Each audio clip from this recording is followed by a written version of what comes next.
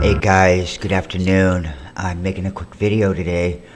Of course, today it's going to be about recovery, mental illness, any addiction basically. I've really been touching on this lately because we're recovering right now. It's chaotic in the world. There's still a little division. We've had an influx of many migrants, and I know a lot of people have noticed that around the United States. And a lot of people who are recovering from addictions, mental illness, to have these outside stimulus forced upon you. I want to say, I'm sorry. I'm sorry that happened to you. I'm sorry that you feel lost, you feel alone. Just know that you're not, okay? I myself, I did methamphetamines for 26 years.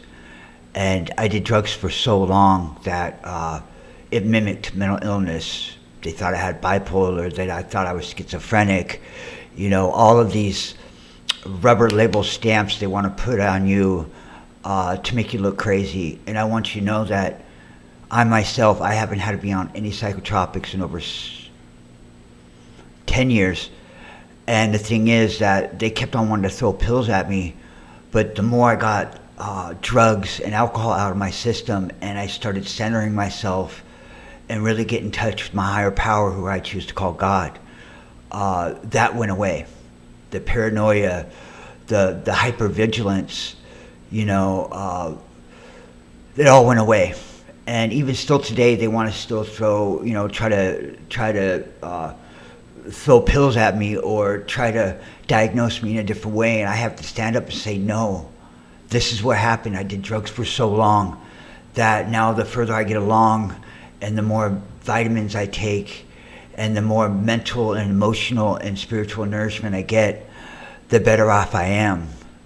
You know, and I really took, and I urge you to do this, take a herbal approach to things. I take a lot of one-a-day vitamins. I take a lot of CoQ10.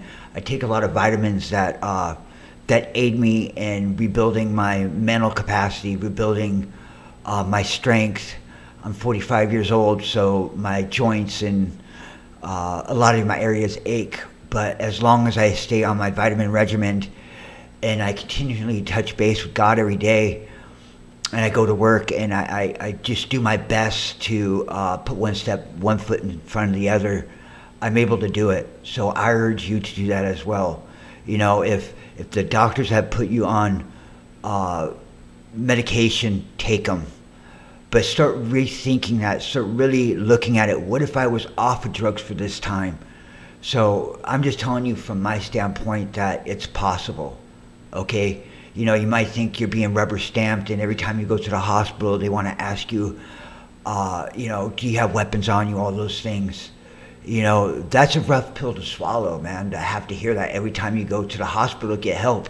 Even if you're just sick and you have the flu or something, they still ask you that. And that's a real bad stigma to have, and I know how that feels. But like I said, the further I went along in my recovery from all forms of addiction, my life got better, you know, and I don't have to go to the hospital as much more. I think I've been to the hospital, I think, twice in 4 years. In about 4 years, yeah, twice in about 4 years. You know, I used to be in and out of the hospital quite a lot, and I'm sure you have too.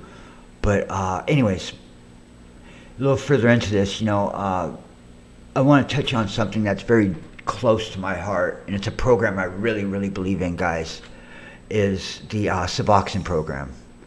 I know a lot of people out there who are wanting to get clean off of fentanyl. They look at Suboxone as, you know, as an enemy of sorts. I don't want to say enemy exactly, but like they want to do anything else besides take that. Like they want to go on what program is that? I can't remember it. But anyways, I just want to touch on Suboxone, okay? For me, myself, and I, okay. I myself don't like the taste of it. Many people out there don't like the taste, and that's one thing they complain about when they're first getting on it, and that's just an excuse. I'm telling you guys, that's just an excuse. You know, that's just a way to keep that door open to addiction. I'm telling you, when you go into this box program, you really have to want to stop.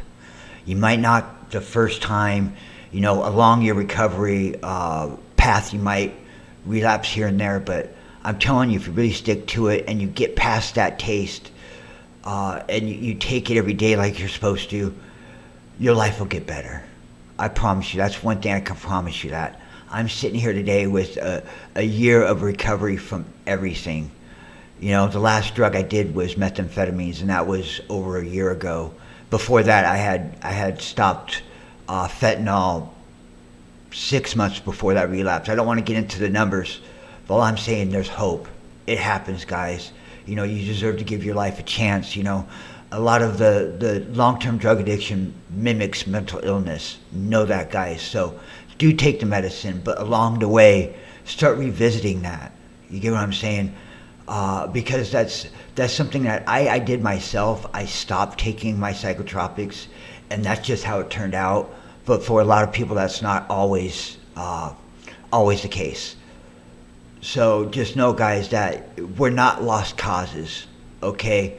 Sure, your family and friends and all these people you knew before might have written you off, but once you get back on your feet and you get clean and sober, you'll notice them slowly coming back into your life. And then there'll be some people you don't want allowed back into your life. It's up to you, really, because it's your recovery, it's your life. You know what I mean? You set the tone for the way you want your life to be. Follow the rules, follow the agenda that's laid out before you, but just know that you're the one doing that. Okay? Sorry about this one. Just know that it's your life. You're the most important person in this world, because if you don't exist, your world doesn't exist. Okay? You're an important person. You deserve love, compassion, and honesty in all of your life, okay? So it takes first being honest with yourself and getting on your feet, getting into the clinic. If you want to go the Suboxone route, I really urge you to do that, okay? Really urge you to do that, because you deserve a chance in life. I'm sitting here with the year. I'm 45. I used meth for over 26 years. I used heroin for 7.5. I used fentanyl for 6 months. I drank starting at the age of 6, okay? So I've been there, I've done that. I have the t-shirt and the coffee mug. And one thing I'm proud of today is that I get up every day clean and sober, not have an urge to use, not missing using drugs, not missing those old people, not missing that way of life anymore. It's possible. You deserve it. Give yourself a chance. I really urge you that. I urge you to do that. And if you suffer from mental illness, it might be a direct effect from the long-term drug usage. So just know you're not broken, okay? You're not dispensable. You're not meant to be thrown away, shunned, cast aside. You deserve a good life. It takes sometimes a minute by minute, day by day, one foot after the other. But give God a chance. Give your life a chance. You deserve it, okay? No matter how dark the world seems right now, you be that bright, shining star that you know you can be, okay? So God bless you, God bless America, and let's do this. Bye.